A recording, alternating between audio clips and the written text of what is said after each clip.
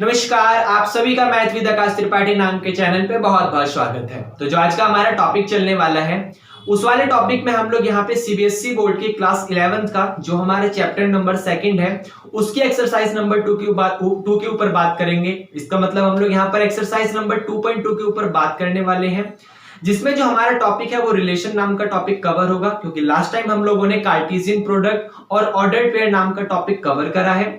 तो उस वाले टॉपिक को हम लोगों ने काफी डिटेल में पढ़ा था। लिंक आपको डिस्क्रिप्शन में मिल जाएगा। अगर आप लोगों ने पढ़ लिया है तो आपका मोस्ट वेलकम है।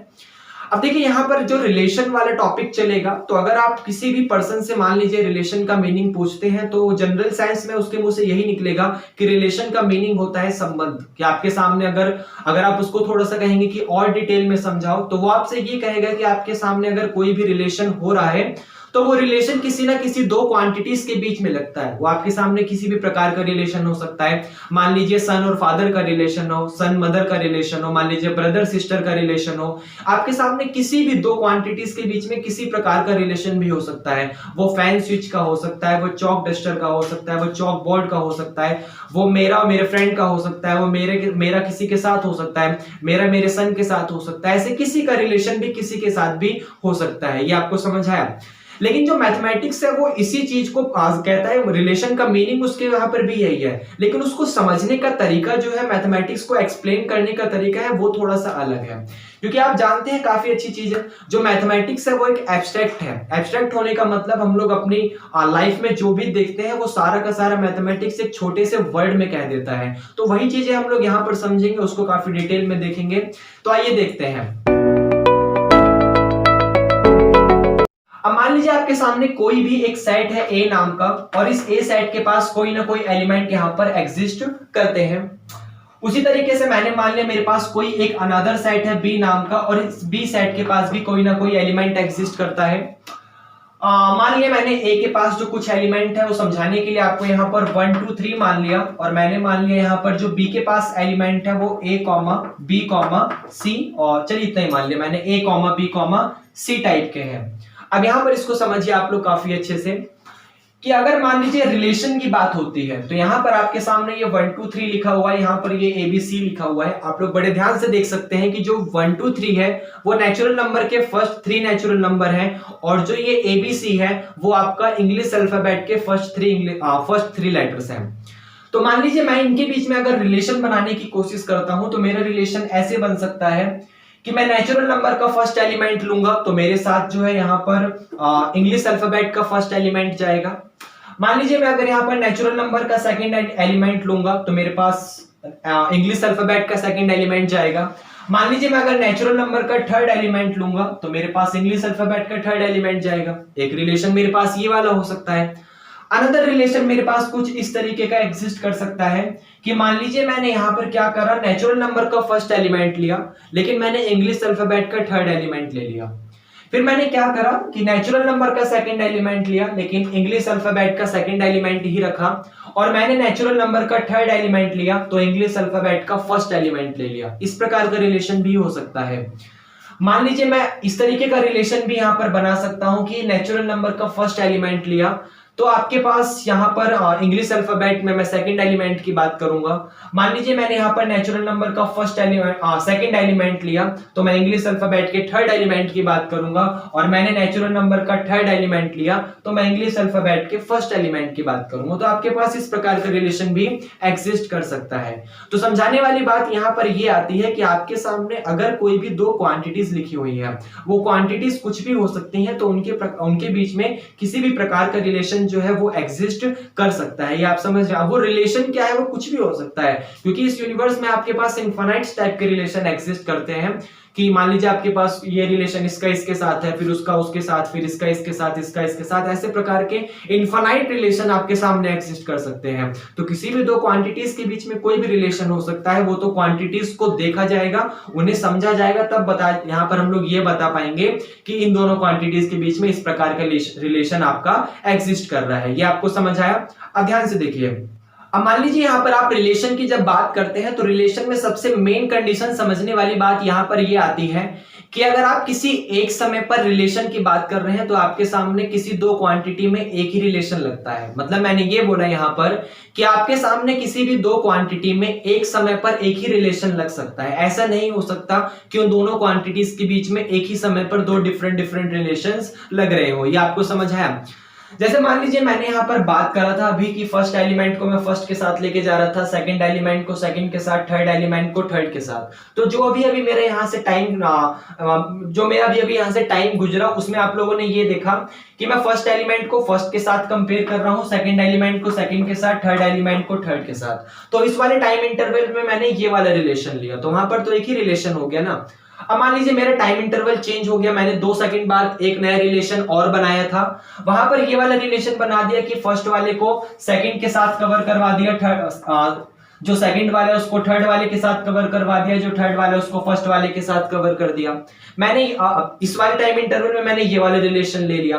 फिर मेरा टाइम इंटरवल आया अगला नेक्स्ट, वहां पर मैंने क्या करा, फर्स्ट को थर्ड के साथ करवा दिया, थर्ड को फर्स्ट के साथ करवा दिया, सेकंड को सेकंड के साथ ही रहने दिया।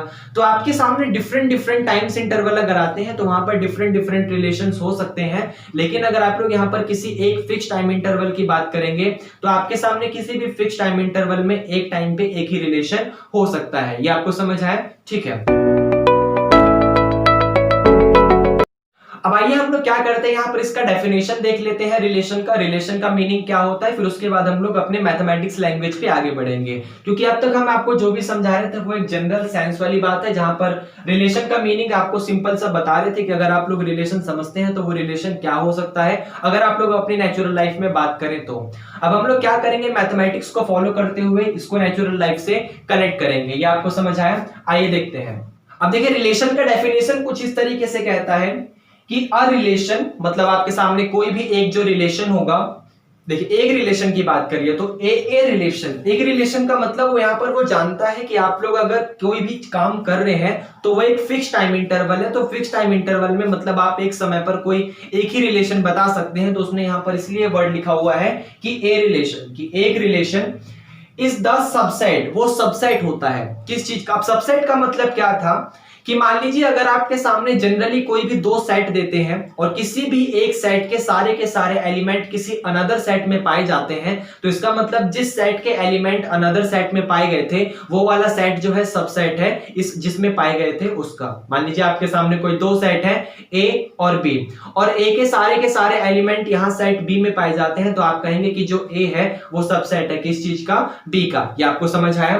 तो यहां पर वही लिखा हुआ है कि relation is the subset, relation subset होता है। इसका मतलब ये होगा कि आपके सामने कोई ना कोई अनदर सेट होगा, तो रिलेशन के जो सारे के सारे एलिमेंट है वो उस वाले सेट में पाए जाते हैं। अब वो वाला सेट क्या होगा उसके लिए हम लोग यहां देखते हैं ऑफ इट्स कार्टेशियन प्रोडक्ट, वो अपने कार्टेशियन प्रोडक्ट का सबसेट होता है। यहां पर देखिए कार्टेशियन प्रोडक्ट जब हम लोग लास्ट टाइम पढ़ रहे थे तो कार्टेशियन प्रोडक्ट का मीनिंग आपके सामने ये आया था कि आपके सामने किसी भी दो सेट्स के बीच में जितने भी ऑर्डर्ड पेयर बनाए जा सकते हैं, अगर आप लोगों ने उन सारे के सारे ऑर्डर्ड पेयर को बना के उनका कलेक्शन कर लिया तो जो भी रिजल्ट आपको मिलता है वो कार्टेशियन प्रोडक्ट होता है। यहां पर मान लीजिए आपके सामने जो सेट है वो 1 2 3 है और यहां पर ABC है, तो अगर आप लोग इनके बीच में कार्टेशियन प्रोडक्ट बनाना चाहते हैं तो आपको यहाँ पे इनके बीच वाले सारे के सारे ऑर्डर्ड पेयर लिखने पड़ेंगे। ऑर्डर्ड पेयर लिखने का मतलब यहाँ पर जो ये 1 वाला पॉइंट है वो ए के साथ भी कवर होगा, ये 1 वाला पॉइंट बी के साथ भी कवर होगा, ये 1 वाला सी के साथ भी होगा।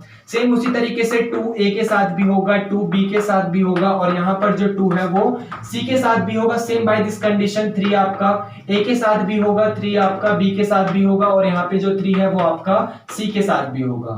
तो अगर आपने ये सारा का सारा ऑर्डर्ड पेयर बना के उसका एक सेट बना दिया, सेट बनाने का मतलब कर्ली ब्रैकेट से सारे के सारे एलिमेंट्स को डिफरेंट डिफरेंट बांट दिया, तो आपके सामने जो भी कंडीशन बनती है वो कार्टेशियन प्रोडक्ट होता है।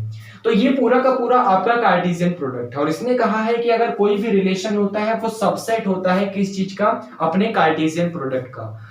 अब देखिए यहाँ पर जो ये कार्टेशियन प्रोडक्ट लिखा हुआ है इसमें सारे के सारे रिलेशन एग्जिस्ट कर रहे हैं। आप चाहे किसी प्रकार का भी रिलेशन बनाइए वो सारा का सारा रिलेशन यहाँ पर एग्जिस्ट कर रहा है। जैसे मैं अभी आपको रिकॉल करवाता हूं, मान लीजिए सबसे पहले यहाँ पर मैंने फर्स्ट वाले एलिमेंट को फर्स्ट वाले के साथ कवर करा था, तो मैंने 1 वाले को ए के साथ कवर करा था। उसके बाद मैंने सेकंड वाले मतलब नेचुरल नंबर का सेकंड एलिमेंट, तो इंग्लिश अल्फाबेट का भी सेकंड एलिमेंट, तो इसका मतलब वहां पर 2 को मैंने बी के साथ कवर करा था।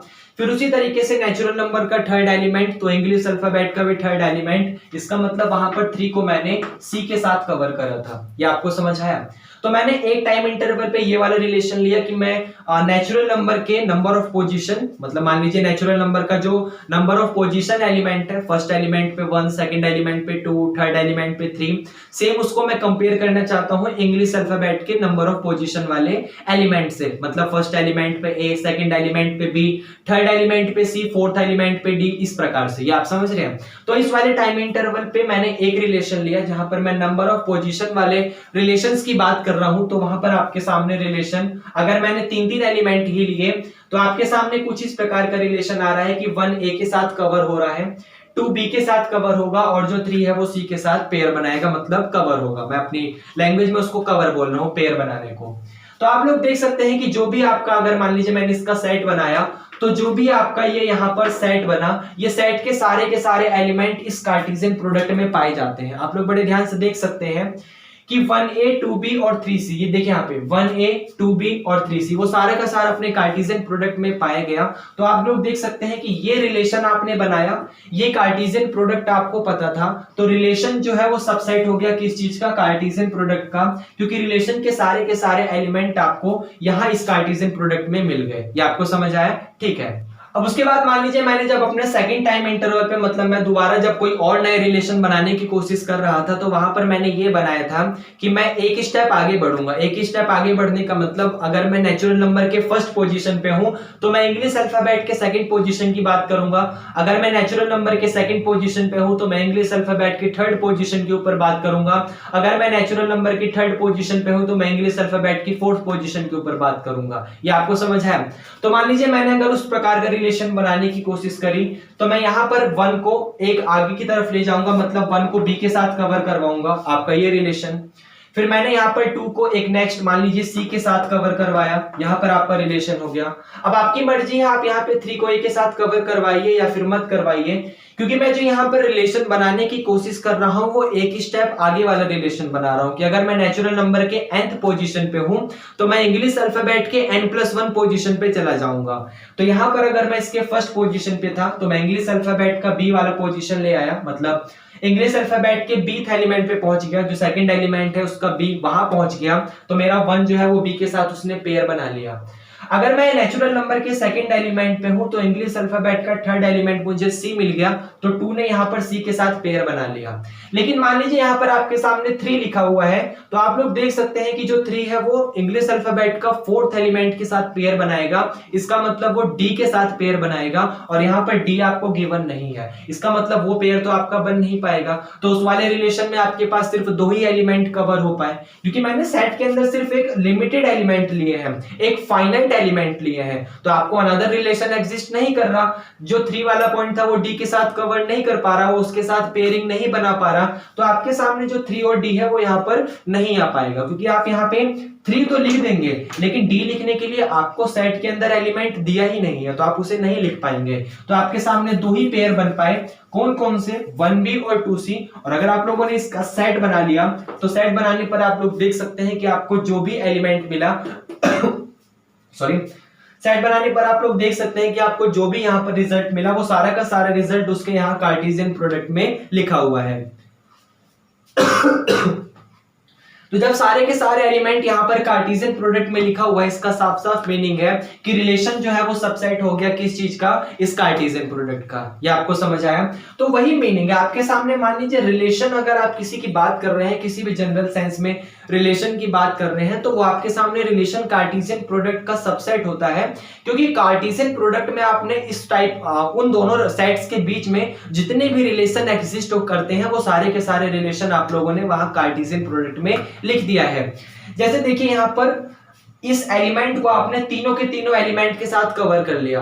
आपके सामने वन का जो रिलेशन है वो बी सेट के साथ बन रहा है, मतलब जो सेट ए का रिलेशन है वो सेट बी के साथ बन रहा है। इसका मतलब वन का रिलेशन या तो ए के साथ होगा, या तो बी के साथ होगा, या तो सी के साथ होगा, अगर कोई रिलेशन बनना चाह रहा है तो। अगर नहीं बन रहा तो कोई बात नहीं, लेकिन अगर वन का रिलेशन बन रहा है किसी के भी साथ, या तो ए के साथ बनेगा, या तो बी के साथ बनेगा, या तो सी के साथ बनेगा। तीन ही कंडीशन है, तीनों कंडीशन यहां लिखी हुई है। तो आप जो भी वन के साथ रिलेशन बनाओगे, चाहे वन के साथ ए कवर करो, वन के साथ बी कवर करो, वन के साथ सी कवर करो, तीनों के तीनों यहां लिखे हुए हैं। ये आपको समझ आया। सेम उसी तरीके से यहाँ पर जो सेकंड एलिमेंट है 2, वो सेकंड एलिमेंट का रिलेशन भी या तो ए के साथ बनेगा, या तो बी के साथ बनेगा, या तो सी के साथ बनेगा। तो वो वाले जो आपके पॉइंट है तीनों 2a 2b और 2c, वो तीनों के तीनों भी यहाँ पर लिखे हुए हैं। आप कोई एक टाइम पे एक ही रिलेशन बनाओगे, क्योंकि आप 2 को या तो ए के साथ ले जाओगे, या तो बी के साथ ले जाओगे, या तो सी के साथ ले जाओगे। दोनों और तीनों के साथ भी जा सकते हैं, वो तो रिलेशन के ऊपर बात करेगा।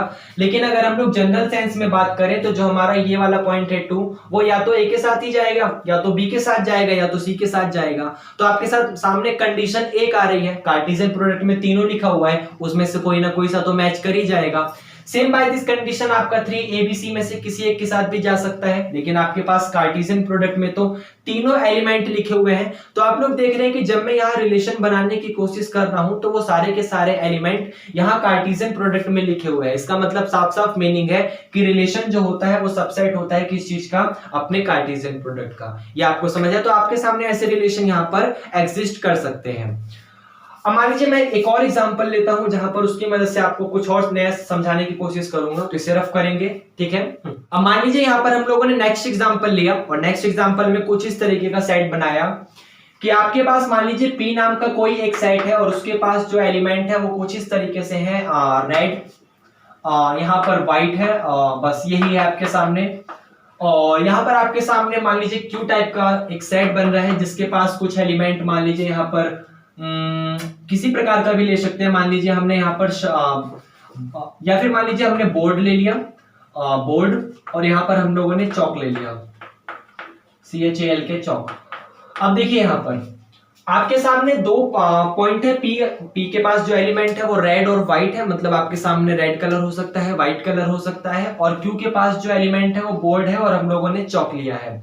अच्छा, ये बात यहाँ पर नहीं है कि जितने एलिमेंट P के पास होंगे सेम उतने एलिमेंट Q के पास होंगे। ऐसा हो सकता है P के पास 2 हो, Q के पास 10 हो। ऐसा हो सकता है P के पास 4 हो, Q के पास 6 हो। मतलब आपके पास जनरल सेंस में P और Q के पास सेम नंबर ऑफ एलिमेंट होना इक्वल वाली कंडीशन को सेटिस्फाई नहीं करता। ऐसा नहीं हो सकता कि जितने एलिमेंट P के पास हो सेम उतने एलिमेंट Q के पास हो। मान लीजिए मैंने यहाँ पर कुछ और रिलेशन बनाया, सॉरी कुछ और एलिमेंट ऐड कर दिए, वो है आपके पास डस्टर, और यहाँ पर आपके पास है ये बात मान लीजिए बुक। मैंने यहाँ पर ये टोटल 4 एलिमेंट्स को ऐड कर दिया। तो अब मान लीजिए यहाँ पर हम लोग रिलेशन बनाने की कोशिश करते हैं, और देखिए कैसा रिलेशन होता है। सबसे पहले यहाँ पर हम लोग बात करेंगे रेड की। मान लीजिए हम लोगों ने यहाँ पर रेड को पिक करा। अब रेड का रिलेशन जो है आपके सामने क्या हो सकता है कि क्या रेड बोर्ड एग्जिस्ट करती है? अगर रेड बोर्ड क्या एग्जिस्ट करता है? नहीं, जनरल सेंस में रेड बोर्ड एग्जिस्ट नहीं करता। बोर्ड आपके सामने ब्लैक हो सकता है, ग्रीन हो सकता है, व्हाइट हो सकता है। अगर जनरल सेंस में जहां तक मैंने देखा है तो वहां पर आपके सामने रेड बोर्ड एग्जिस्ट नहीं करता। अगर हम लोग अपने टाइप से रिलेशन बनाने की कोशिश करें तो रेड बोर्ड एग्जिस्ट नहीं करता, तो हम लोग ये वाले रेड को बोर्ड के साथ तो नहीं ले जाएंगे। ये आपको समझ आया? तो रेड का पोर्शन बोर्ड वाले के साथ पेयरिंग नहीं बना पाया। जो ये वाला रेड एलिमेंट था वो बोर्ड वाले एलिमेंट के साथ पेयरिंग नहीं बना पाया, तो वो ऑर्डर्ड पेयर वहां पे नहीं बन पाएगा। मान लीजिए हम लोगों ने रेड को यहाँ पर चौक के साथ कवर करा, तो आपके सामने रेड चौक होता है, तो मतलब आपके सामने रेड कलर की चौक होती है, तो जो रेड वाला एलिमेंट था वो चौक वाले एलिमेंट के साथ पेयरिंग बनाने में पॉसिबल हो गया, क्योंकि यहाँ पर हम लोग रिलेशन जो है वो जनरल लाइफ से लेके चल रहे हैं, और जनरल लाइफ में जो होता है रेड कलर की चौक होती है। मान लीजिए हम लोगों ने इसी रेड को डस्टर के साथ लिया, तो आपके सामने रेड कलर का डस्टर होता है, वो उसे रफ ही तो करना है, रफ तो वो किसी भी कलर का कर सकता है। आपके सामने जो डस्टर का कलर है वो रेड है, तो आपके सामने रेड कलर का डस्टर एग्जिस्ट करता है। तो यहाँ पर रेड वाला जो एलिमेंट है वो इस डस्टर वाले एलिमेंट के साथ भी पेयरिंग बड़ी आसानी से बना देगा। मान लीजिए यहाँ पर हम लोगों ने रेड को अब बुक के साथ कवर करा, तो आपके सामने रेड कलर की बुक भी होती है, तो जो ये वाला रेड वाला एलिमेंट है वो यहाँ पर बुक वाले एलिमेंट के साथ भी पेयरिंग आपका बना देगा। ये आपको समझ आया? उसी तरीके से हमारा रेड का एलिमेंट जो था वो सब एलिमेंट के साथ फिनिश हो गया, जो हमारा उसने रिलेशन दिया था वो रिलेशन यहाँ पर हम लोगों ने फिनिश करवा दिया। अब हम लोग अपने नेक्स्ट एलिमेंट पर आए व्हाइट के साथ। अब व्हाइट का रिलेशन हम लोग यहाँ पर मान लीजिए चेक करेंगे, क्योंकि उसने दिया तो है नहीं ऐसा रिलेशन, तो हम लोग क्या करेंगे, अपने मन से बना के चेक कर रहे हैं, रिलेशन हम लोग जनरल लाइफ से बना के चेक कर रहे हैं। तो देखिए आपके सामने व्हाइट का रिलेशन बोर्ड के साथ लिखा हुआ है, तो क्या व्हाइट कलर का बोर्ड एग्जिस्ट करता है? हाँ, तो यहाँ पर जो व्हाइट वाला एलिमेंट है वो बोर्ड के साथ पेयरिंग बना लेगा। मैं दोबारा रिपीट कर दूं, यहाँ पर जो हम लोग रिलेशन बना रहे हैं वो जनरल लाइफ से बना रहे हैं। कोई एलिमेंट अगर कोई क्वांटिटी एग्जिस्ट करती है तो उसे हम लोग यहाँ पर लिख रहे हैं, कोई क्वांटिटी एग्जिस्ट नहीं करती तो हम लोग यहाँ पर नहीं लिख रहे। जैसे मान लीजिए रेड कलर का बोर्ड मैंने नहीं देखा तो मैं यहाँ पर रेड बोर्ड नहीं लिखूंगा, लेकिन मैंने रेड कलर का चॉक भी देखा है, डस्टर भी देखा है और बुक भी देखा है, तो रेड के साथ मैंने चॉक को, रेड के साथ मैंने डस्टर को और रेड के साथ मैंने बुक को यहाँ पे कवर कर लिया। उसी तरीके से मैंने व्हाइट कलर का बोर्ड देखा है तो यहाँ पर मैंने व्हाइट बोर्ड कवर कर लिया। मैंने व्हाइट कलर की चॉक देखी है तो मैं यहाँ पर व्हाइट चॉक लिखना चाहूंगा, WC शॉर्ट फॉर्म में लिख दिया मैंने। उसी तरीके से मैंने व्हाइट कलर का डस्टर भी देखा है तो मैं यहाँ पर W, D लिखना चाहूंगा। और उसी तरीके से मैंने व्हाइट कलर की बुक भी देखी है तो यहाँ पर मैं W, B लिखना चाहूंगा। तो आपके पास अगर जनरल लाइफ से कोई रिलेशन बन रहा था तो उस रिलेशन के पास इन दोनों सेट के बीच में आपके पास ये रिलेशन एग्जिस्ट करते हैं कि रेड कलर का चॉक हो सकता है, रेड का डस्टर, रेड कलर की बुक, सेम उसी तरीके से व्हाइट का बोर्ड, व्हाइट डस्टर और आपके सामने व्हाइट चॉक हो सकती है और व्हाइट बुक हो सकता है। तो ये रिलेशन आपके सामने कुछ इस तरीके से एग्जिस्ट कर रहा है, तो आप इसका सेट बनाइए। अब देखिए ये जो रिलेशन आया ये सबसेट है इसके कार्टेशियन प्रोडक्ट का। अब मान लीजिए आप P और Q के बीच में कार्टेशियन प्रोडक्ट बनाना चाहते हैं तो P क्रॉस Q के पास R कॉमा बोर्ड आ जाएगा मतलब RB, R कॉमा चौक आ जाएगा मतलब RC, R कॉमा D आ जाएगा मतलब RD, फिर यहाँ पर R कॉमा B आ जाएगा मतलब RB। सेम उसी कंडीशन से आपके सामने व्हाइट कॉमा B आ जाएगा मतलब white board, white comma C आ जाएगा मतलब व्हाइट चौक, व्हाइट कॉमा D आ जाएगा मतलब व्हाइट डस्टर और व्हाइट कॉमा बुक आ जाएगा मतलब व्हाइट बुक। ये आपको समझ है WP। तो आपके सामने ये इसका कार्टेशियन प्रोडक्ट है। तो आप लोग देख सकते हैं कि ऊपर जो भी रिलेशन बना था वो सारा का सारा इसका सबसेट है। क्यों? क्योंकि रिलेशन के सारे एलिमेंट यहाँ इस कार्टेशियन प्रोडक्ट में पाए जाते हैं। तो आप लोग देख सकते हैं कि जो हमने रिलेशन बनाया वो अपने कार्टेशियन प्रोडक्ट का सबसेट हो गया। तो मैथमेटिक्स यहाँ पर यही कहता है, वो ये कहना चाहता है कि अगर आप लोग किसी भी रिलेशन की बात कर रहे हैं, अगर आप लोग यहाँ पर जनरली किसी भी रिलेशन की बात कर रहे हैं तो रिलेशन जो होगा वो अपने कार्टेशियन प्रोडक्ट का सबसेट होता है, क्योंकि कार्टेशियन प्रोडक्ट में जितने भी टाइप्स के रिलेशन एग्जिस्ट कर सकते थे वो सारे के सारे हम लोगों ने यहाँ पर कवर कर लिए। जैसे रेड कलर की बुक भी हो सकता था, चौक भी हो सकता था, डस्टर भी हो सकता था और बोर्ड भी हो सकता था, बोर्ड नहीं हो सकता था तो वो तो रिलेशन में है, लेकिन व्हाइट कलर का डस्टर, बुक, चौक और आपके सामने जो भी है वो हो सकता था। तो व्हाइट कलर के साथ सारा का सारा हम लोगों ने यहाँ कवर कर लिया। सेम उसी तरीके से अगर कार्टेशियन प्रोडक्ट में है तो रेड कलर के बुक, RC, RD और RW जो है वो भी RB जो है वो हम लोगों ने यहाँ पर सारा कवर कर लिया। तो आपके सामने कोई भी रिलेशन बनेगा वो बनेगा तो इसमें से ही, वो जो भी कंडीशन को सेटिस्फाई करेगा वो आएगा तो इसमें से ही। इसका मतलब रिलेशन जो है वो सबसेट बन जाएगा अपने कार्टेशियन प्रोडक्ट का। तो ये सेम उसी तरीके से है जो हम लोग अपनी नेचुरल लाइफ में पढ़ते हैं। जैसे हम लोग अपनी डेली लाइफ में यही समझते हैं कि रिलेशन आपके सामने किसी भी दो क्वांटिटीज के बीच में लगता है, और जब आप लोग यहाँ पर किसी भी दो क्वांटिटीज के बीच में रिलेशन लगाते हैं तो वो कुछ भी हो सकता है। जैसे मान लीजिए मैं ह्यूमन हूं, ये आपको समझ है। तो अब मैंने क्या करा, किसी भी एक रैंडम पर्सन से अपना रिलेशन बनाने की कोशिश करी, तो हमारे बीच में कोई भी रिलेशन एग्जिस्ट कर सकता है। ऐसा रिलेशन हो सकता है कि मैं भी ह्यूमन हूं वो भी ह्यूमन है, ऐसा रिलेशन हो सकता है कि मैं भी जेंट्स हूं वो भी जेंट्स है। मान लीजिए अगर वो गर्ल्स है तो मान लीजिए मैं जेंट्स हूं वो लेडीज है। आपके सामने वहां पर कोई सा भी रिलेशन एग्जिस्ट कर सकता है। मान लीजिए मैं ब्रदर हूं वो सिस्टर है, मान लीजिए फ्रेंड है, या फिर मदर सन वाला रिलेशन, या फिर ग्रैंड मदर वाला रिलेशन है, ग्रैंड डॉटर वाला रिलेशन है, कुछ भी आपके सामने रिलेशन हो सकता है। ये आप समझ रहे हैं। तो उन्हीं दो क्वांटिटीज के बीच में, उन्हीं दो ऑब्जेक्ट के बीच में आपके सामने कैसा भी रिलेशन हो सकता है, लेकिन अगर आप लोग किसी एक फिक्स टाइम पे बात करेंगे। अब जैसे मान लीजिए मैं यहां पर ले रहा था कि मैं खड़ा हूं यहाँ पर, मान लीजिए यहाँ पर ये मैं हूं और यहाँ पर कोई एक रैंडम मान लीजिए कोई गर्ल है यहाँ पर, ये आपको समझ आया, और यहाँ पर ये मैं हूं। तो अब ये जो एक जेंट्स खड़ा है यहाँ पे, जेंट्स मान लीजिए, और यहाँ पर ये एक लेडीज है, तो ये जेंट्स और इस लेडीज के बीच में आपके सामने कैसा भी रिलेशन हो सकता है ये जेंट्स जो है ये इस लेडीज का फादर हो, या फिर हो सकता है ये जो जेंट्स है इस लेडीज का फ्रेंड हो, या फिर हो सकता है ये जो लेडीज है ये जेंट्स की सिस्टर हो, या फिर हो सकता है ये जो लेडीज है वो इस जेंट्स की ग्रैंड मदर हो। आपके सामने ऐसा किसी कोई सा भी रिलेशन हो सकता है मैटरनल आंटी हो, या हो सकता है सिर्फ जनरल आंटी हो, तो आपके सामने ऐसा कोई सा भी रिलेशन हो सकता है। लेकिन अगर आप लोग कोई एक फिक्स टाइम की बात करेंगे, अगर मेरे सामने कोई सच में एक लेडीज खड़ी है तो हम दोनों के बीच में कोई एक ही रिलेशन होगा। ऐसा नहीं हो सकता कि वो लेडीज मेरी सिस्टर भी हो जाए, वो लेडीज मेरी मदर भी हो जाए।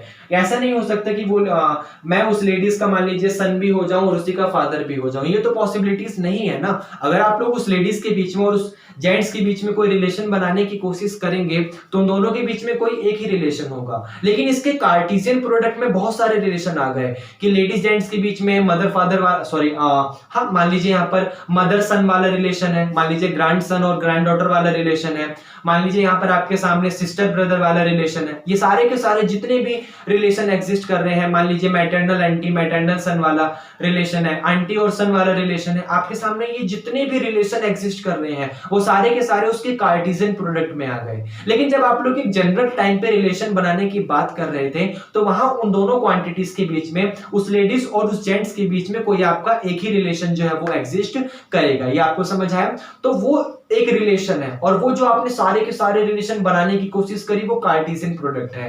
तो जो आप लोगों ने एक मेन रिलेशन बनाया, जो एक एग्जैक्ट रिलेशन बना इन दोनों क्वांटिटीज के बीच में, इस जेंट्स और लेडीज के बीच में, वो सबसेट हो गया किस चीज का? कार्टेशियन प्रोडक्ट का।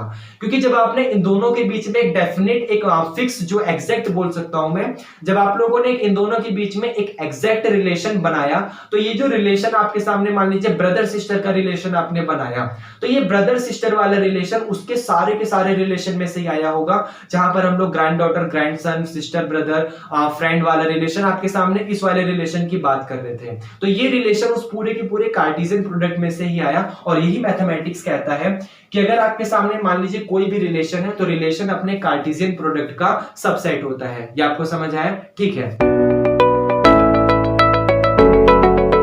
तो उम्मीद करता हूं कि आपको जो रिलेशन नाम का टॉपिक है वो काफी अच्छे से समझ आया होगा। अब हम लोग क्या करते हैं, इसकी कुछ प्रॉपर्टीज के ऊपर बात कर लेते हैं, इसके ऊपर कुछ एक्स्ट्रा नॉलेज के ऊपर बात कर लेते हैं।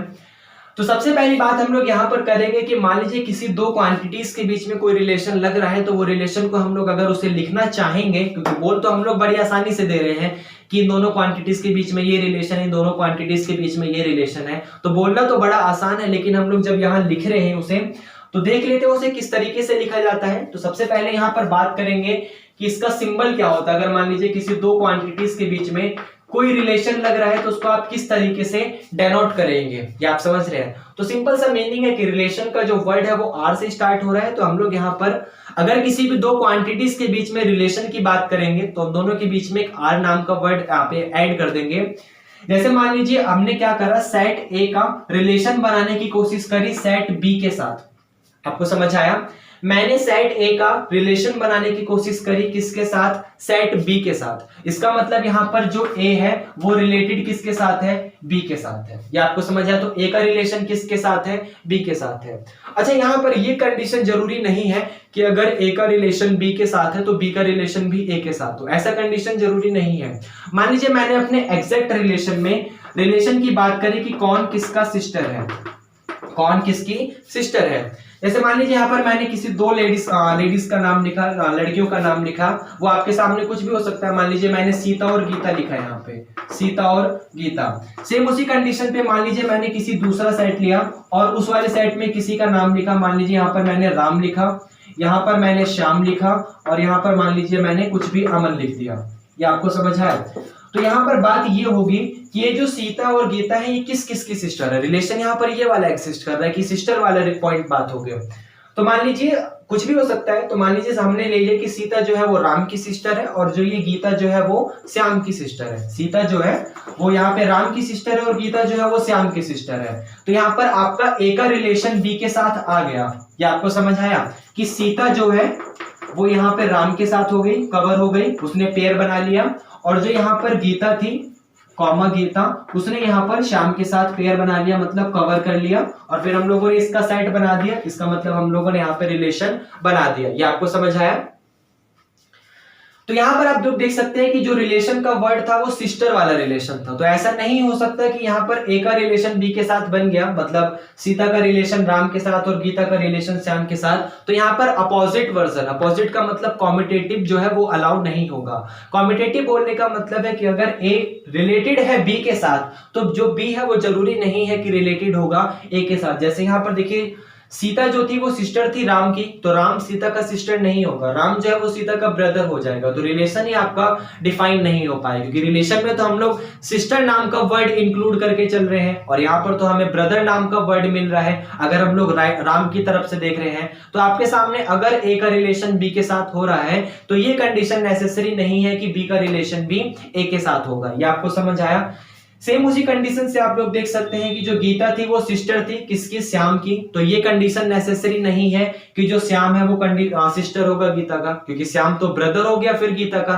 तो आपके सामने अगर ये कंडीशन नेसेसरी नहीं है कि ए जो है वो रिलेटेड है बी के साथ तो बी रिलेटेड होगा ए के साथ। लेकिन यहाँ पर ऐसा हो भी सकता है कि ए रिलेटेड हो जाए बी के साथ और बी भी रिलेटेड हो जाए ए के साथ। ऐसा भी हो सकता है कि अगर ए रिलेटेड हो जाए बी के साथ तो ये कंडीशन जरूरी नहीं है कि बी रिलेटेड होगा ए के साथ। आपके सामने कैसा कोई सा भी पॉइंट आ सकता है। जैसे मान लीजिए ये वाला एग्जांपल तो हम लोगों ने यहाँ से समझ लिया कि अगर यहाँ से यहाँ तक का सिस्टर वाला रिलेशन है तो वहां से यहाँ तक का ब्रदर वाला रिलेशन है, तो ये वाली कंडीशन तो एग्जिस्ट कर नहीं रही। अब मान लीजिए हम लोग ये वाला पॉइंट समझते हैं कि अगर ए का रिलेशन बी के साथ है तो बी का रिलेशन भी ए के साथ होगा। अब आइए समझते हैं। मान लीजिए कोई दो लाइन्स है मेरे पास, एक लाइन है ए और एक अनदर लाइन है मेरे पास यहाँ पर, या मैं इसे यहाँ रफ करके यहाँ समझाता हूँ आपको। मान लीजिए मेरे पास कोई दो लाइन है, एक लाइन है यहाँ पर ए और एक अनदर लाइन है यहाँ पर बी, और आप लोग मैंने बोल दिया कि जो ए लाइन है वो पैरेलल है किस चीज के? बी के। तो यहाँ पर रिलेशन जो नाम का एक वर्ड है वो पैरेलल है, कि अगर कोई भी दो लाइंस आपस में पैरेलल होंगी तो मैं उनका रिलेशन यहाँ पे बना दूंगा। तो मैंने कहा जो ए लाइन है मेरे पास वो बी के पैरेलल है, तो यहाँ पर ये वाली कंडीशन सही हो रही है कि ए जो है वो बी के पैरेलल है, ये मैंने आपको दे दिया।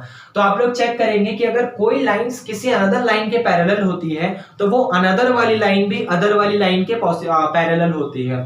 तो अगर यहाँ पर ए जो है वो पैरेलल होगी बी के तो by this same condition B जो है वो भी पैरेलल हो जाएगा ए के। ये आपको समझ आया?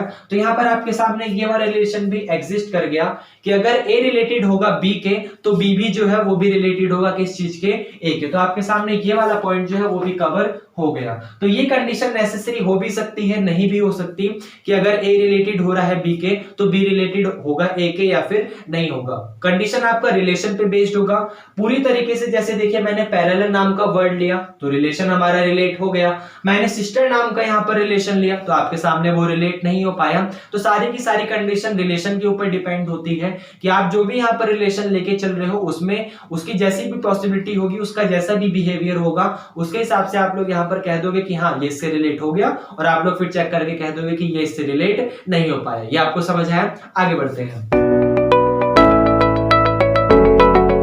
अब आइए हम लोग यहाँ पर एक एग्जांपल करते हैं। एग्जांपल के बाद हम लोग यहाँ पर आपको एक छोटा सा पॉइंट बताएंगे और इस पॉइंट के बाद इस टॉपिक को फिनिश कर देंगे। ये आपको समझ आया? देखिए मान लिया मैंने यहाँ पर मेरे पास एक सेट है ए नाम का जिसके पास एलिमेंट यहाँ पर 1, 2 और 3 टाइप के हैं, और मान लिया मैंने मेरे पास यहाँ पर एक अनदर सेट है बी नाम का जिसके पास एलिमेंट कुछ भी हो सकते हैं। मान लीजिए मैंने 1 से लेकर 100 तक जितने भी पॉइंट हो सकते हैं, सॉरी जितने भी नंबर्स आते हैं वो सारे के सारे नंबर्स यहाँ पर ले लिए। मैंने ए सेट में 1, 2, 3 लिया और मैंने बी सेट में 1 से लेकर 100 तक जितने भी नंबर आते हैं 1, 2, 3, 4, 5 डॉट डॉट डॉट 97, 98, 99, 100 वो सारे के सारे ले लिए। और मैंने अपना मेन रिलेशन लिया कि जो मेरा रिलेशन है वो यहाँ पर एक्स स्क्वायर टाइप का है। एक्स स्क्वायर टाइप होने का मतलब कि मैंने अगर कोई भी एलिमेंट को जनरल उठा के पिक करा, जैसे मान लीजिए मैंने यहाँ पर 1 को, इस 1 वाले एलिमेंट को उठाकर यहाँ पे इसको यहाँ पर फिल करा तो मेरे को जो भी रिजल्ट मिलेगा उसका स्क्वायर की फॉर्म में आंसर बाहर आएगा, एक्स स्क्वायर है क्योंकि।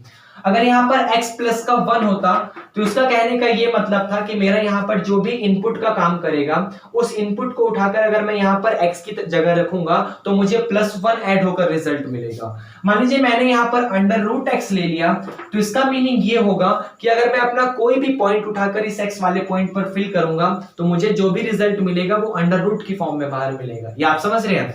तो यहाँ पर जो रिलेशन है वो हम लोग अपना x² वाला रिलेशन लेके चल रहे हैं। तो ध्यान से देखिएगा कि मान लीजिए मैंने ये कहा कि जो मेरा a है वो इनपुट का काम करेगा। इनपुट का मतलब मैं इस एलिमेंट को उठा के 1 को 2 को और 3 को उठा के यहाँ पर x की जगह फिल करूंगा। ये आप समझ रहे हैं? और मुझे जो भी रिजल्ट मिलेगा वो यहाँ से कोई एलिमेंट b की तरफ से मिलेगा। इसका मतलब हम लोग यहाँ पर a का रिलेशन जो है वो b के साथ चेक करना चाहते हैं, जहां पर रिलेशन जो है वो कुछ x² टाइप का है। आपको समझ आया? मैं a का रिलेशन यहाँ पर b के साथ चेक करना चाहता हूं, जहां पर a के पास 3 एलिमेंट है 1 2 3 और b के पास 100 एलिमेंट है 1 से लेकर 100 तक, और जो मेरा रिलेशन है वो x² टाइप का है। इसका मतलब अगर a रिलेटेड हो रहा है b के साथ तो a का एलिमेंट मैं यहाँ पर मान लीजिए फिल करूंगा तो मुझे b का एलिमेंट मेरे को मिलेगा।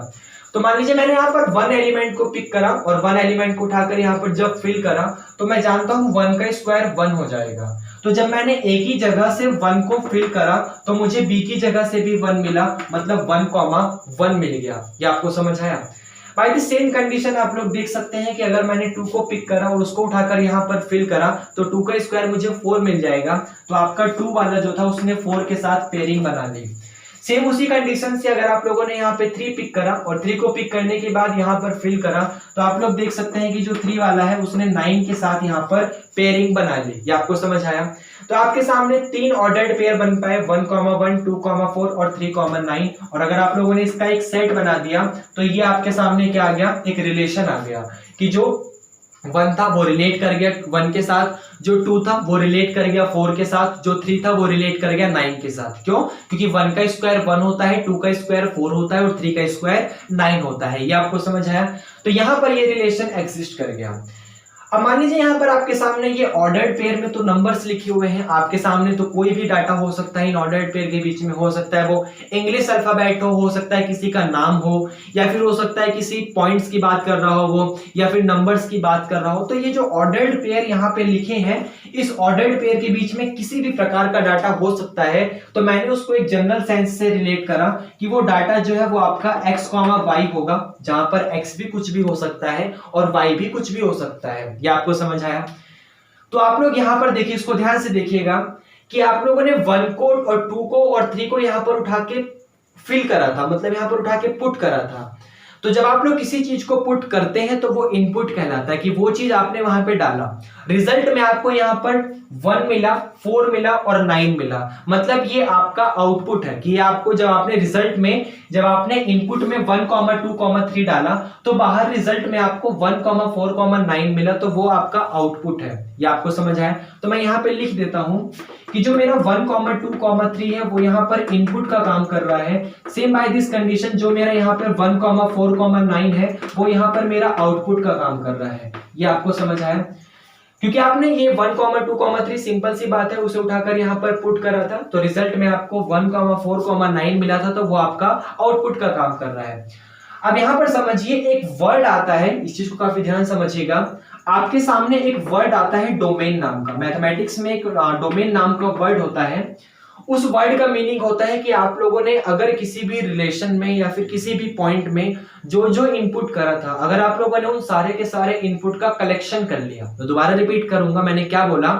मैं ये बोलना चाहता हूं कि मान लीजिए आप लोगों ने किसी भी डाटा में जो जो एलिमेंट डाला, यहाँ पर डाटा मान लीजिए x² का है, तो इस x² वाले डाटा में आप लोगों ने जो जो एलिमेंट डाला, मतलब आपका जो जो इनपुट है, अगर आप लोगों ने उन सारे के सारे इनपुट का कलेक्शन कर लिया, कलेक्शन करने का मतलब आप लोगों ने उसका एक सेट बना दिया, तो जो भी आपको एक रिजल्ट मिलता है वो डोमेन कहलाता है। डोमेन का मतलब होता है सेट ऑफ ऑल इनपुट, कि आपके सामने वहां पर जितने भी इनपुट दिए हुए हैं, अगर आप लोगों ने उन सारे के सारे इनपुट का कलेक्शन कर लिया, कलेक्शन करने का मतलब आप लोगों ने उन सारे के सारे इनपुट का एक सेट बना लिया, तो आपको जो भी रिजल्ट मिलता है, उसको डोमेन यहाँ पर कहा जाता है। तो डोमेन की डेफिनेशन ही यही होती है कि सेट ऑफ ऑल इनपुट, आप लोगों ने जो जो इनपुट करा वो सारा का सारा रिलेशन यहाँ पर डोमेन कहलाता है। ये आपको समझ आया?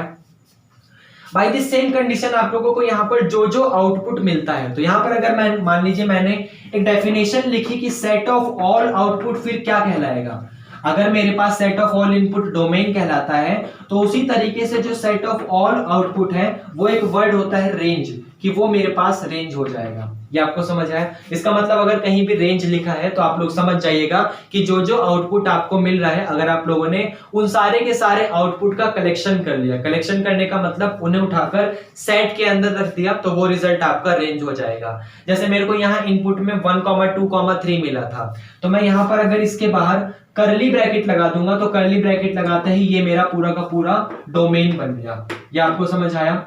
मान लीजिए मेरे को आउटपुट में यहाँ पर 1, 4, 9 मिला था, तो मैंने इसका कलेक्शन कर लिया और कलेक्शन करके यहाँ कर्ली ब्रैकेट लगा दिया, तो कर्ली ब्रैकेट लगाते ही जो भी अब ये पूरा रिजल्ट बना वो पूरा का पूरा रेंज हो गया। तो उम्मीद करता हूँ आपको समझ आया होगा डोमेन का मीनिंग क्या होता है। तो सिंपल सी कंडीशन है कि डोमेन का मतलब होता है सेट ऑफ ऑल इनपुट, कि आप लोगों ने जो जो इनपुट करा, अगर आप लोग उन सारे के सारे इनपुट का कलेक्शन ले लेंगे तो जो भी रिजल्ट आपको मिलेगा वो आपका डोमेन कहलाएगा। और उसी तरीके से मान लीजिए आपको जो भी आउटपुट मिला, आप लोगों ने उन सारे के सारे आउटपुट का कलेक्शन ले लिया, तो आपको जो भी रिजल्ट मिलता है वो रेंज कहलाएगा। ये आपको समझ आया? मैं ऊपर वाला पोर्शन रफ करूंगा, ठीक है? अब ये आपको समझ आया मैंने यहाँ पर क्या बताया? मैंने ये कहा कि डोमेन का मीनिंग होता है कि सेट ऑफ ऑल इनपुट, कि अगर आपने जो जो इनपुट करा रिलेशन में, आप लोगों ने रिलेशन में जो जो इनपुट करा, अगर आप लोगों ने उस सारे के सारे इनपुट का सेट बना लिया, तो आपका वो एक वर्ड होता है, उसको आप डोमेन नाम के वर्ड से भी डिनोट कर सकते हैं। बाय द सेम कंडीशन एक वर्ड यूज होता है रेंज नाम का। रेंज का मतलब होता है कि सेट ऑफ ऑल आउटपुट, कि आपके पास जितना आउटपुट मिला, अगर आप लोगों ने उस सारे के सारे आउटपुट का सेट बना लिया, मतलब कलेक्शन लेके कर्ली ब्रैकेट में लिख दिया, तो रिजल्ट आपका रेंज कहलाता है। ये आपको समझ आया? अब यहाँ पर समझिएगा काफी ध्यान से, ये जो आपके सामने ये वर्ड है एक डोमेन नाम का, ये जो वर्ड है डोमेन नाम का, इसको आप जनरली इनपुट नाम से भी डिनोट कर सकते हैं, क्योंकि आप लोगों ने इनपुट करा, और डोमेन का मतलब यही होता है कि आप लोगों ने क्या क्या डाला, और रेंज का मतलब होता है कि आपके पास रिजल्ट क्या क्या मिला। ये आपको समझ आया? तो इस डोमेन को आप लोग इनपुट के नाम से भी डिनोट कर सकते हैं। Same by this condition range को आप लोग आउटपुट के नाम से भी बोल सकते हैं, कि रेंज का मतलब आपको क्या क्या रिजल्ट मिला, और आउटपुट का मतलब भी जो जो रिजल्ट आपको मिल रहा है। अब यहाँ पर इनके कुछ और नाम है, उसे हम लोग समझ लेते हैं। जैसे यहाँ पर देखिए, जब हम लोगों ने अभी एक रिलेशन लिया था एक्स स्क्वायर टाइप का, और उस एक्स स्क्वायर वाले रिलेशन में हम लोगों ने 1, 2, 3 डाला था, तो बाहर आउटपुट में हमें 1, 4, 9 मिल रहा था। इसका मतलब जब हम लोग यहाँ 1, 2, 3 डाल रहे थे, तो ये इंडिपेंडेंट था, ये किसी पर भी डिपेंड नहीं था। लेकिन जो ये 1, 4, 9 है वो डिपेंडेंट था। ये 1 हमें तभी मिलेगा जब हम यहाँ इनपुट में 1 डालेंगे। ये 4 हमें तभी मिलेगा जब हम यहाँ इनपुट में 2 डालेंगे, मतलब अपने रिलेशन में 2 को इनपुट करेंगे, 2 को पुट करेंगे। ये 9 हमें तभी मिला होगा जब हम लोगों ने इस वाले रिलेशन में 3 डाला होगा। इसका मतलब आप लोग देख रहे हो कि ये जो 1 है वो 2 डालने पर नहीं मिल सकता, ये जो 4 है वो 3 डालने पर नहीं मिल सकता। 1 डालने पर ही मिलेगा, 4 2 डालने पर ही मिलेगा, और 9 3 डालने पर ही मिलेगा। तो ये जो आपके सामने आउटपुट मिल रहा है वो डिपेंड है किस चीज पर? इनपुट पे। तो उसी तरीके से आपका नाम आता है। और ये जो इनपुट है वो किसी पर भी डिपेंड नहीं था, बस आपने 1 को डाल दिया, ठीक है, 2 को डाल दिया, ठीक है, 3 को डाल दिया, ठीक है। तो ये इनपुट किसी पर भी डिपेंड नहीं था। तो उसके लिए एक वर्ड का यूज होता है इंडिपेंडेंट, कि आपके पास इंडिपेंडेंट का मतलब होता है कि जो आप लोगों ने इनपुट करा है वो किसी पर भी डिपेंड नहीं था, वो अपने आप पर ही डिपेंड था, उसने डाला और आपको रिजल्ट मिल गया। लेकिन आउटपुट जो था वो इनपुट पे पूरी तरीके से डिपेंड था, तो आउटपुट नाम का वर्ड जो है उसको आप लोग यहाँ पर डिपेंडेंट भी कह सकते हो, क्योंकि ये इनपुट पे डिपेंड है कि आपको क्या रिजल्ट मिल रहा है। ये आपको समझ आया? तो ये डोमेन का नाम इनपुट को इंडिपेंडेंट भी बोल सकते हो, रेंज का मतलब आउटपुट, और आउटपुट को आप लोग डिपेंडेंट भी बोल सकते हो। उसके बाद आपके सामने एक लास्ट वर्ड यूज होता है इसको, जो ये डोमेन है। वैसे मान लीजिए मैं यहाँ पर खड़ा हूं और मेरे सामने मान लीजिए आप लोगों ने एक मिरर लगा दिया, तो मेरी जो इमेज है वो उस मिरर में दिखाई देगी। ये आपको समझ आया? उसी तरीके से मान लीजिए ये आपके सामने एक मिरर है, ये आपको समझ आया? अब यहाँ पर ये जो 1 है उसका जो इमेज है वो यहाँ 1 दिखाई दे रहा है, जो यहाँ पर 2 है उसकी इमेज यहाँ 4 दिखाई दे रही है, और जो यहाँ पर 3 है उसकी इमेज यहाँ 9 दिखाई दे रही है। ये आपको समझ आया कि अगर आपके सामने कोई रिलेशन है तो उसका मतलब वो एक मिरर है। आप लोग यहाँ पर कोई इनपुट कर रहे हैं, मैं यहाँ पर खड़ा हूं तो मिरर मेरा आउटपुट मुझे दिखा रहा है। ये आपको समझ आया। उसी तरीके से अगर आपके सामने ये x² एक मिरर है तो यहाँ पर जो 1 2 3 वो एक ओरिजिनल कंटेंट है आपका, और ये जो यहाँ पर 1 4 9 है वो एक इमेज दिखा रहा है। कौन? ये मिरर x²। तो उसी तरीके से यहाँ पर ये x², ये आपको समझ आया। तो उसी तरीके से आपका जो एक नाम है, रेंज का मतलब होता है इमेज, कि उसने वो इमेज दिखाई, उसने वो आउटपुट दिखाया। जब 1 2 3 उसके सामने खड़े हुए तो 1 4 9 उसने इमेज दिखाई। ये आपको समझ आया। ये इमेज कौन दिखा रहा है? जो मिरर x² था। अगर मान लीजिए मिरर x प्लस का 1 हो गया, x प्लस 1 मतलब एक ज्यादा, तो 1 2 3 डालने पर मुझे 2 3 4 मिलेगा। तो 1 2 3 जो है वो तो ठीक है, मैंने उसमें इनपुट करा, तो जो मेरे को इमेज मिल रही है वो 2 3 4 मिल रही है। ये आपको समझ आया। तो यहाँ पर जो रेंज है उसका एक नाम और यूज होता है, इमेज। और इस इमेज के सामने कौन खड़ा है? ये इनपुट खड़ा है, तो उससे पहले वाले को बोला जाता है प्री इमेज। तो यहाँ पर आपका डोमेन का एक नाम और आ जाता है, प्री इमेज। उम्मीद करता हूं आपको समझ आया होगा। क्या अगर मान लीजिए आप लोगों ने कोई इनपुट करा तो उसको आप लोग डोमेन भी बोल सकते हैं, इनपुट बोल सकते हैं, इंडिपेंडेंट बोल सकते हैं, प्री इमेज बोल सकते हैं। ये प्री इमेज किस चीज की है? इस इमेज की। इस इमेज से पहले ये प्री इमेज।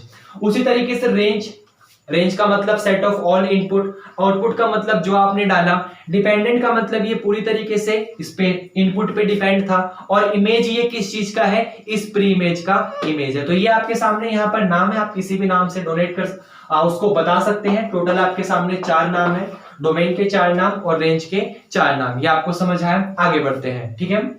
अब आइए हम लोग यहाँ पर कोडोमेन नाम का वर्ड और देख लेते हैं। कोडोमेन का मतलब होता है कि अगर आपको कहीं से भी कोई आउटपुट मिल रहा है तो वो आउटपुट आपको जिस सेट से मिला है वो पूरा का पूरा सेट यहाँ पर कोडोमेन कहलाता है। मैं दोबारा रिपीट करूंगा।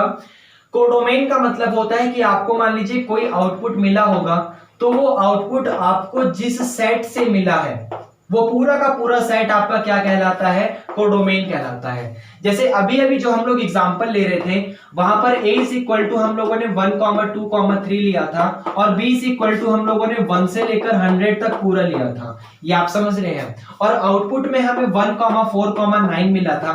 तो आप लोग जानते हैं जो ये 1 4 9 है वो इस 1 से लेकर 100 तक के बीच में से ही मिला है। तो आपका ये 1 2 3 इनपुट था, 1 4 9 आपका आउटपुट था। तो ये जो 1 से लेकर 100 तक, क्योंकि ये 1 4 9 यहीं से मिला है, वो इस वाले सेट बी से ही मिला है, तो ये पूरा का पूरा जो सेट बी है उसको क्या कहा जाता है? कोडोमेन। कोडोमेन का मीनिंग ही यही होता है कि आपके सामने जो भी आउटपुट मिला वो आउटपुट कहां से मिला है। ये आपको समझ आया। तो वो जहां से भी मिला है उस चीज को यहाँ पर क्या कहा जाता है? कोडोमेन कहा जाता है। उम्मीद करते हैं आपको समझ आया होगा, क्योंकि ये बहुत ही आसान सा टॉपिक था, ठीक है। अब आइए यहाँ पर हम लोग अपने अगले टॉपिक की बात कर लेते हैं, जहां पर यहाँ पर एरो डायग्राम के ऊपर बात होगी। जिस तरीके से आप लोग जानते हैं कि मान लीजिए हम लोग कोई भी टॉपिक पढ़ते हैं तो उसका डायग्रामेटिक रिप्रेजेंटेशन काफी अच्छे से देख सकते हैं, ताकि हम लोग एक विजुअल इमेजिनेशन क्रिएट कर सके और उसको समझ सके, अपने ब्रेन में 3D पिक्चर बना के देख सके कि वो किस तरीके से रिप्रेजेंट हो रहा है। जैसे मान लीजिए हम लोगों ने स्क्वायर पढ़ा तो हमारे ब्रेन में ही स्क्वायर की रिप्रेजेंटेशन आ जाती है। क्यों? क्योंकि हम लोगों ने स्क्वायर का डायग्रामेटिक रिप्रेजेंटेशन सीखा हुआ है। मान लीजिए हम लोगों ने यहाँ पर कार्टेशियन प्रोडक्ट की बात करी, तो अगर मैं कोई भी डायग्राम कोई भी पॉइंट की बात करता हूं तो उसका डायग्राम मेरे दिमाग में आ जाता है कि कार्टेशियन प्रोडक्ट का जो भी कार्टेशियन डायग्राम था वो कुछ इस तरीके से रिप्रेजेंट होगा, क्योंकि उसके मैं आराम से विजुअल 3D रिप्रेजेंटेशन अपने ब्रेन में कर सकता हूं। सेम उसी तरीके से अगर हम लोग यहाँ पर रिलेशन वाले टॉपिक की बात करते हैं तो रिलेशन वाले टॉपिक जो है वो उसका हम लोग डायग्राम बना सकते हैं, जहां पर डायग्राम का नाम है एरो डायग्राम। जो रिलेशन वाले टॉपिक है उसमें डायग्राम जो यूज होता है उसका नाम है एरो डायग्राम। जहां पर बात ये होती है कि मान लीजिए आपका कोई भी सेट ए से सेट बी पर कोई रिलेशन हो रहा है, तो वहां पर जो जिस एलिमेंट का रिलेशन जिस एलिमेंट के साथ हो रहा है मैं उसको एरो से रिप्रेजेंट करता हूं। उम्मीद करता हूं आपको हल्का हल्का समझ आ रहा होगा। जब यहां पर लिख के समझाऊंगा तो पूरा आ जाएगा। जैसे मान लीजिए मैंने यहाँ पर एक सेट लिया ए नाम का, वही सेम सेट समझाने के लिए, या फिर मान लीजिए मैंने इस बार ले लिया a, b, c। ये आपको समझ आया। या फिर नंबर लेते हैं मान लीजिए मैंने 1, 2, 3 ले लिया और यहाँ पर मैंने बी एक सेट लिया, यहाँ पर 1, 2, 3, 4, 5। ये आपको समझ आया। और रिलेशन जो है मैं वो यहाँ पे अपना x प्लस का 2 वाला रिलेशन लेके चल रहा हूँ कि अगर मान लीजिए मैंने कोई भी इनपुट करा तो मुझे आउटपुट में यहाँ पर 2 ऐड होकर मिलेगा। ये आप समझ रहे हैं? तो देखिए ध्यान से कि आपके पास मान लीजिए मैं a का रिलेशन b के साथ चेक करना चाहता हूं, तो a का रिलेशन b के साथ चेक करते वक्त आपके पास x प्लस का 2 पॉइंट यहां पर मिल रहा है। तो मान लीजिए मैंने 1 पुट किया होगा तो मुझे 1 प्लस का 2 3 मिल जाएगा। मान लीजिए मैंने 2 पुट किया होगा तो मुझे 2 प्लस का 2 4 मिल जाएगा। और मान लीजिए मैंने यहाँ पर 3 पुट किया होगा तो मुझे 3 प्लस का 2 यहाँ पर 5 मिल जाएगा। लेकिन देखिए इसको मान लीजिए मैं अगर लिख दूं तो मान लीजिए मैंने 1 पुट किया होगा तो मुझे यहाँ पर 1 और 2 3 मिल जाएगा। यहाँ पर अगर मैंने 2 पुट किया होगा तो मुझे 2 और 2 4 मिल जाएगा। और यहाँ पर अगर मैंने 3 पुट किया होगा तो मुझे 5 मिल जाएगा। तो ये तो रिलेशन है जो हम लोगों ने उसको लिख दिया यहाँ पर अपनी फॉर्म में, मतलब हम लोगों ने यहाँ पर उसको रोस्टर फॉर्म में लिख दिया। लेकिन मान लीजिए हम लोग यहाँ पर इसका डायग्राम बनाए तो किस तरीके से बनाएंगे आइए उसे देखते हैं। आपके पास एक सेट है A और एक सेट है B। तो सबसे पहले यहाँ पर सेट को आप कुछ इस तरीके से रिप्रेजेंट करेंगे, कुछ ये जो आपका क्या बोलते हैं इसे सर्कल टाइप का कुछ होता है उस तरीके से रिप्रेजेंट करेंगे। मैं इसका नाम थोड़ा भूल रहा हूँ, आप समझ रहे हैं? तो आप इसको इस तरीके से रिप्रेजेंट करेंगे सेट को। ये सेट आपका अगर A का रिलेशन B के साथ है तो जिसका रिलेशन जिसके साथ है तो उसको पहले लिखेंगे और जिसके साथ है उसको सेकंड नंबर पे लिखेंगे। हम लोग A का रिलेशन B के साथ चेक कर रहे हैं तो A को फर्स्ट पोजीशन पे और B को सेकंड पोजीशन पे लिखेंगे। ये आपको समझ आया? और A के पास कौन कौन से एलिमेंट है 1 2 3 और B के पास कौन से एलिमेंट है 1 2 3 4 और 5। ये आपको समझ आया?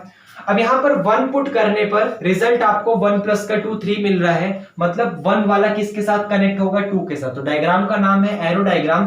तो हम लोग 1 को 3 के साथ कनेक्ट करेंगे और एरो लगा देंगे। ये आपको समझ आया? सेम उसी तरीके से जो ये वाला पॉइंट है 2 वो आपका 4 के साथ कनेक्ट होगा और हम लोग यहाँ पर 2 को 4 के साथ कनेक्ट कर देंगे। सेम उसी तरीके से जो ये वाला 3 है वो 3 प्लस का 2 हमें 5 दे देगा, तो हम लोग 3 को 5 के साथ यहाँ पर कनेक्ट कर देंगे। तो इसी चीज को यहाँ पर एरो डायग्राम कहा जाता है। और ये बताएंगे कि A का रिलेशन B के साथ था तो A जो है A का रिलेशन डायग्राम हम लोगों ने एरो इस तरफ लगाया, इसका मतलब है रिलेशन यहां से स्टार्ट होकर इस तरफ तक जा रहा है। जो A है वो रिलेट कर रहा है किसके साथ B के साथ। ये आपको समझ आया?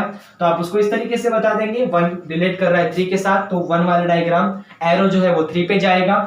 2 जो है वो रिलेट कर रहा है 4 के साथ तो 2 से एरो निकल के 4 पे जाएगा। और जो 3 है वो 5 के साथ रिलेट कर रहा है तो 3 से एरो निकल के 5 की तरफ जाएगा। ये आपको समझ आया? तो ये यहाँ पर एरो डायग्राम होता है और बहुत ही आसान टॉपिक है।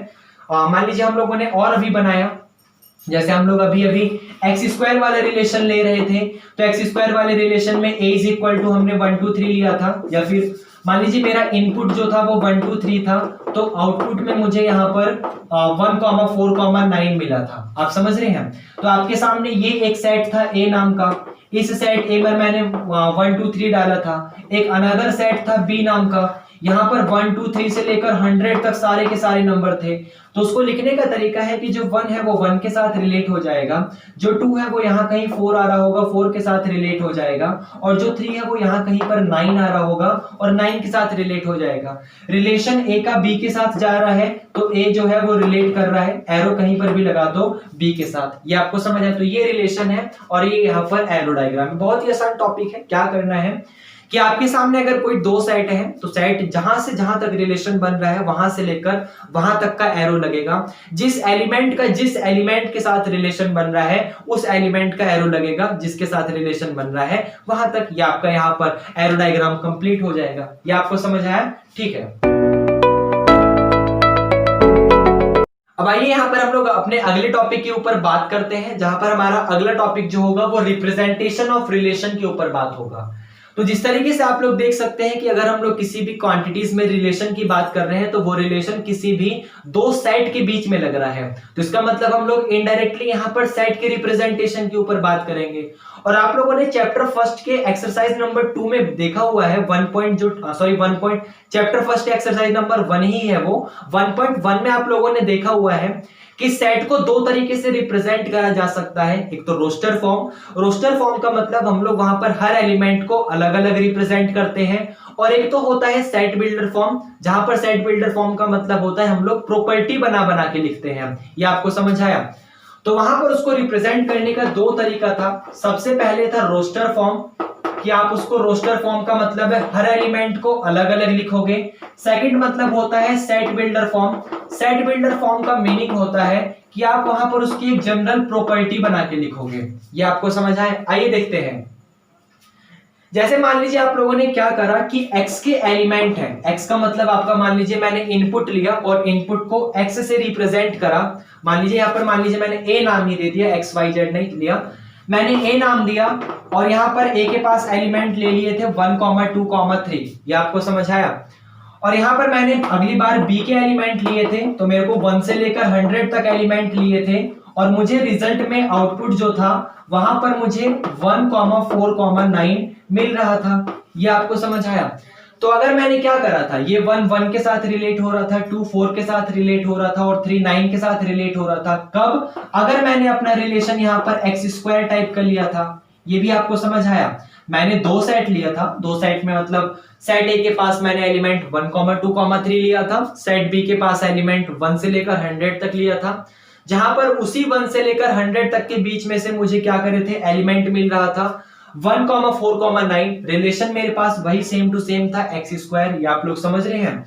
तो आपके पास जो रिलेशन था x² वहां पर 1 वाला रिलेट हो रहा था 1 के साथ, 2 4 के साथ, 3 9 के साथ। तो आप लोग अगर उसको ऑर्डर्ड पेयर में लिख रहे थे तो आप लोग ऐसे लिख रहे थे कि 1 रिलेट हो रहा था 1 के साथ, 2 रिलेट हो रहा था 4 के साथ और यहाँ पर जो 3 है वो रिलेट हो रहा था 9 के साथ। ये आपको समझ आया? तो ये आपका यहाँ पर रिलेशन था। तो ये आपने रिलेशन जो भी लिखा वहां पर हर एलिमेंट को अलग अलग रिप्रेजेंट करा। अलग अलग रिप्रेजेंट करने का मतलब 1 1 के साथ रिलेट हुआ तो आपने उसको अलग से लिख दिया, उसको पूरा लिख के बताया। 2 रिलेट हुआ 4 के साथ तो आपने यहाँ पर 2, 4 को अलग से लिख के बताया। Same by this condition 3 relate हुआ 9 के साथ तो आपने 3 को 9 के साथ अलग से लिख के बताया। तो ये जो आपने यहाँ पर उसको अलग अलग डाटा में लिख दिया, ये वाला डाटा आपके पास रोस्टर फॉर्म कहलाता है। क्योंकि रोस्टर फॉर्म का मतलब होता है आप लोगों ने क्या करा, उस हर एक एलिमेंट को अलग अलग लिस्ट बना के लिख दिया। हम लोगों ने जब वहां पढ़ा था और उम्मीद करते हैं कि आप लोग मुझे रेगुलर फॉलो कर रहे होंगे और आप लोगों ने भी वहां पढ़ा होगा कि रोस्टर फॉर्म का एक अनदर नाम था लिस्टिंग मेथड, कि वहां पर हर एक चीज को हम लोग अलग अलग लिस्ट बना के लिखते हैं। सेम उसी तरीके से ये सेट बिल्डर फॉर्म है। तो सेट बिल्डर फॉर्म में हम लोग क्या करते हैं, प्रॉपर्टी बना के लिखते हैं। ये आपको समझ आया? तो यहां पर भी मान लीजिए प्रॉपर्टी बनानी आपको आती है तो यहां पर भी इसकी प्रॉपर्टी बनाना काफी आसान है। क्यों? क्योंकि जो रिलेशन है वो आपका कुछ इस तरीके से है कि r is equal to x² है आपका। ये समझ आया? जहां पर x जो है वो बिलोंग कर रहा है a के साथ। सबसे पहली बात क्या हो गई कि जो रिलेशन है वो आपका x² टाइप का है। अगर x+1 होता तो x+1 टाइप का है, अगर x+2 होता तो x+2 टाइप का है, अगर √x होता तो √x टाइप का है। मतलब जिस टाइप का भी रिलेशन होगा हम लोग लिख देंगे r इज इक्वल टू उस टाइप का रिलेशन है। सच दैट जहां पर ये जो x है वो कहां से आया, वो a से आ रहा है। मतलब x में जो 1 2 3 है वो a को बिलोंग कर रहा है, तो x जो है वो बिलोंग कर रहा है a को। ये आपको समझ आया?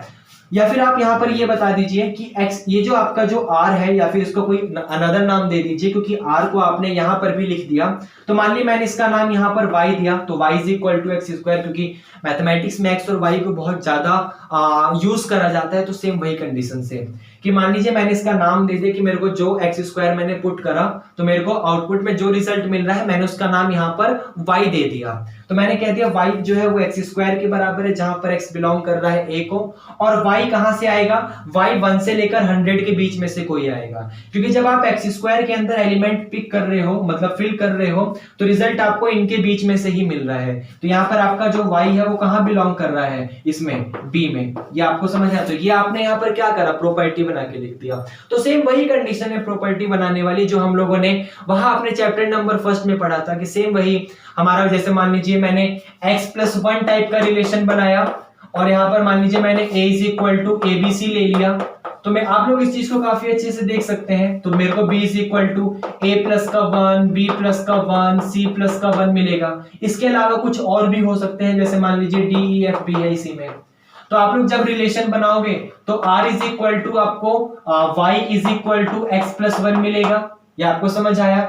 सच दैट जहां पर x जो है वो बिलोंग कर रहा है a में और y जो है वो बिलोंग कर रहा है b में, मतलब आपका जो x है वो इनके बीच में से आया और जो y है वो इनके बीच में से आया। ये आपको समझ आया? तो ये आपका यहाँ पर प्रॉपर्टी मेथड था।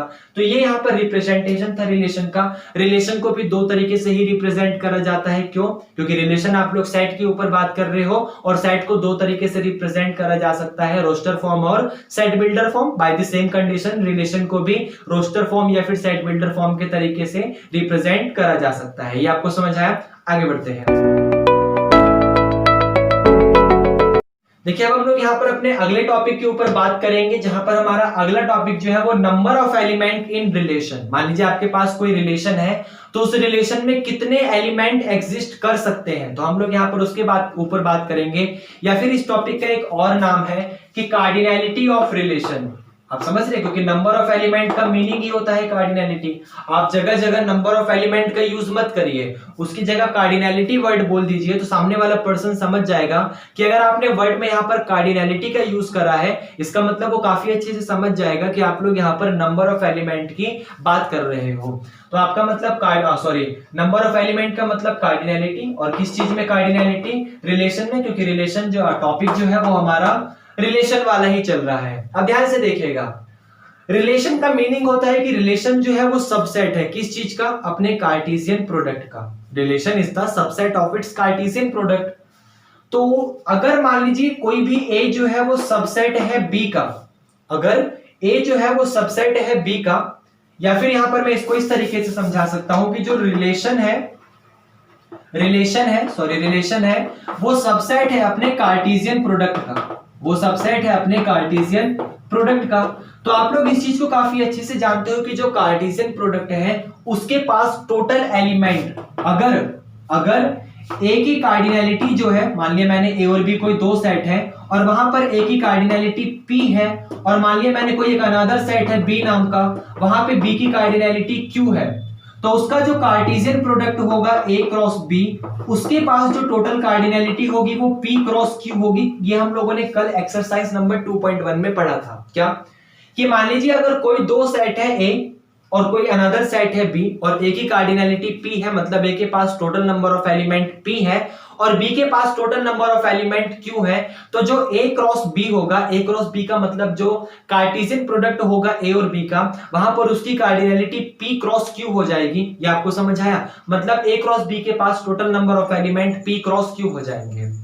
और ये रिलेशन जो है वो सबसेट है कार्टेशियन प्रोडक्ट का। और हम लोग इस चीज को काफी अच्छे से जानते हैं कि अगर किसी भी सेट ए के पास total number of element N है, तो उसके सबसेट के पास जो टोटल नंबर ऑफ एलिमेंट होते हैं वो 2 की पावर n होते हैं। ये हम लोगों ने फर्स्ट चैप्टर में जब पढ़ा था अपना सेट वाला टॉपिक, तो काफी डिटेल में पढ़ा था, शायद हम लोगों ने प्रूफ भी देखा था कि अगर मान लीजिए सेट ए के पास total number of element n है, तो उसके जो सबसेट होगा उसके पास टोटल नंबर ऑफ एलिमेंट 2 की पावर n होगा।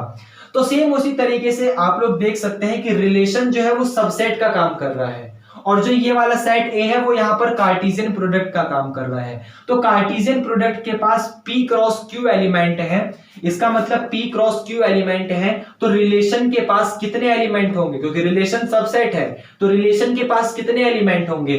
2 की पावर n। इसका मतलब रिलेशन के पास एलिमेंट होंगे 2 की पावर P क्रॉस Q।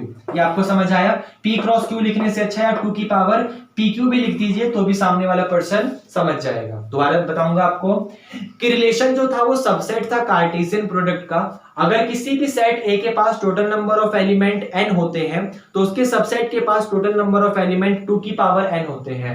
तो यहाँ पर अगर कार्टेशियन प्रोडक्ट के पास PQ एलिमेंट है, मतलब P क्रॉस Q या फिर P इंटू Q एलिमेंट है, तो उसके रिलेशन के पास 2 की पावर PQ हो जाएगा। ये आपको समझ आया? तो रिलेशन के पास टोटल नंबर ऑफ एलिमेंट कितने हो सकते हैं? 2 की पावर PQ। अब जरूरी नहीं है 2 की पावर PQ हो, मैंने बोला 2 की पावर PQ हो सकते हैं, उनसे कम भी होंगे।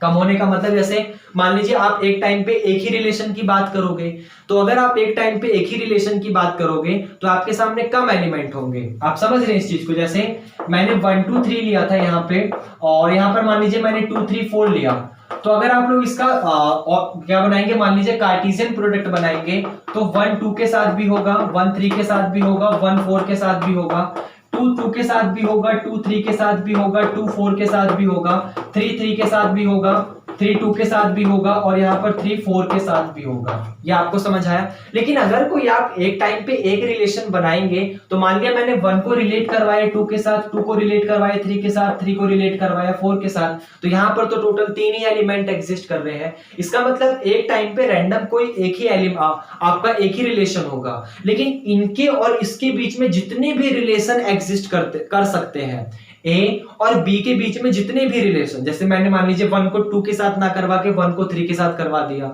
मान लीजिए 1 को 4 के साथ करवा दिया, बाकी सब सेम रहने दिया, मान लीजिए मैंने 3 को 2 के साथ करवा दिया, बाकी सब सेम रहने दिया, या फिर 2 को 4 के साथ करवा दिया, बाकी सब सेम रहने दिया, तो आपके पास ऐसे जितने भी टाइप के रिलेशन एग्जिस्ट कर सकते हैं वो टोटल के टोटल 2 की पावर pq ही होंगे, उसके अलावा कोई और रिलेशन एग्जिस्ट नहीं कर सकता। लेकिन अगर आप लोग किसी एक फिक्स टाइम इंटरवल पे बात कर रहे हैं, अगर आप लोग एक समय की बात कर रहे हैं, तो वहां पर आप किसी एक ही रिलेशन पे जाओगे, सारे के सारे रिलेशन का यूज नहीं कर सकते। ये आपको समझ है। तो किसी भी रिलेशन के पास टोटल नंबर ऑफ एलिमेंट 2 की पावर pq हो सकते हैं, इससे ज्यादा नहीं हो सकते। ये आपको समझ आया। तो ये यहाँ पर कार्डिनैलिटी था, कार्डिनैलिटी वाला टॉपिक कि रिलेशन में उसकी कार्डिनैलिटी क्या होती है। ये आपको समझ आया। उम्मीद करते हैं ये वाला टॉपिक आपको समझ आया होगा, और बाकी अच्छा लगा तो पढ़ते रहिए, सब्सक्राइब कर दीजिए और वीडियो को लाइक करिए, कमेंट करके फीडबैक दो, बहुत ज्यादा जरूरी है। बाकी अच्छा लगा तो पढ़ते रहिए। चलिए ठीक है, थैंक यू, बाय।